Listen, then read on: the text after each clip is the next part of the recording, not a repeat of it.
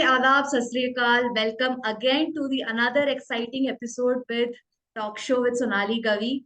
And again, this dialogue will be very repetitive for the last few episodes where I'm saying that my guest who is coming is really close to my heart, and today is another one.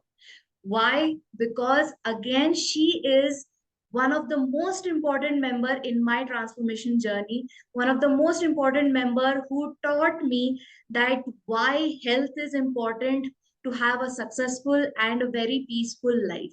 So without taking much of your time, she's a well-known fitness model, and the way she has also transformed her life, if I'll be sharing in description her Instagram page, to follow her. She's really a true inspiration for all of us. Please welcome Ginny Sheikh. Hi, Ginny ma'am. How are you? Hi, Sonali. Thank you so much for having me here. So, Ginny ma'am, it's such an honor to have you here. Like last session where we used to meet in Zoom meeting, it was your session where you used to train us for our fitness.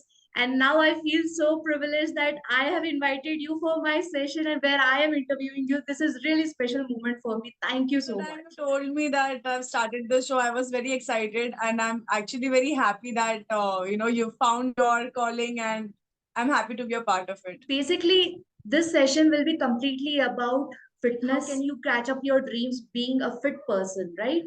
What we would love to know, like, what is your life story? What is the behind inspiration behind your successful story? Um, I started off when I was 19. I was very chubby and out of shape when I was in college, being bullied a lot by family, friends. So it just started off as a kind of a journey to transform myself. I never had a coach or I never had a person that I used to look up to, only social media. And back then, like I'm talking about 2014, 13, 14, I believe. That time, even the social media was not that hyped up. Where you now you see there are so many inspirations in India that you can follow and everything. But when I started off, it was purely like I did it on my own. And when I was actually going through my transformation, I realized one thing, that only workouts or only diet will not help you. They both go in hand to hand. So having that perfect balance and that discipline is what makes you achieve your goals. So I did that. Initially, it was a bit challenging for me because body बहुत sore होती थी, and felt like giving up a lot of times. And I thought, what am I doing? Why am I doing something like this? But the moment I started seeing transformation, physical transformation, mental transformation, physiological transformation in my body, that's when I decided that this is something that I love doing. And then I started learning more about it. And being a fitness enthusiast, then competing professionally in fitness bodybuilding, I did that. And the funny part of my journey is that none of my family members knew that I was in fitness. Wow. That was one. I literally hid it from them for almost good 2.5 years. Wow. So how And did it reveal yeah, then? How did your family react to this? so my parents, they used to work in Gulf, and I used to live here with my grandmother. So back then, as I said, social media was not that great. But I remember my personal account had some around 35 or 40K followers. That was just purely my personal growth. So my account was private, and I got a sponsorship with one of the brands, and they asked me that for us to move forward, we would like your account to be public, because we'll be, presenting you as the ambassador for our brand, and we would want your account to be public. I told them that is something that I can't do because it's like a top secret, that it's in my family, no one is aware about it and everything. So we were just in the communication of it, and there was a gym in my locality who had approached me for their promotions, and there was a banner which was put up for me, like my image and that gym's detail. Okay. So one of my family members happened to see it, and he came down and he started congratulating me in front of my Masi. So that is where the actual explosive thing happened in my family. And then I had to confess that, okay, this is something that I do professionally. And then I asked them to Google my name. And then they found out the articles, the workout videos, and everything. So it was pretty tough to convince them because it's like breaking a stereotype in your entire family.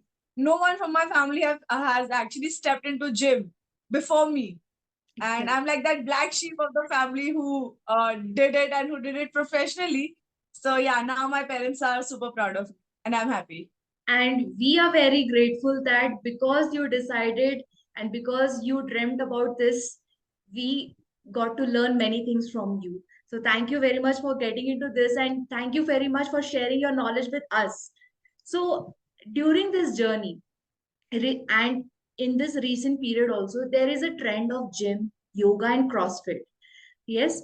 How should you decide? Like, if I want to decide if I have to get into training, like, how can I decide which one is good for me? Does my body, according to my body requirement, I should go, or is it like if I choose anything is fine for me? See, fitness is not about you going and lifting weights, or it's not about you going and doing Zumba. It's about what you love doing. First of all, find out what you enjoy doing, okay? Mm-hmm. Because you have to sustain that lifestyle. If I tell you to go and lift weights like an Olympic lifter in the gym, that's when you will lose weight. That is one of the ways. But what if you don't enjoy it? You will do it for 1 week, 2 week, and then you will be like, no, I am not able to do it because I don't like doing something like that.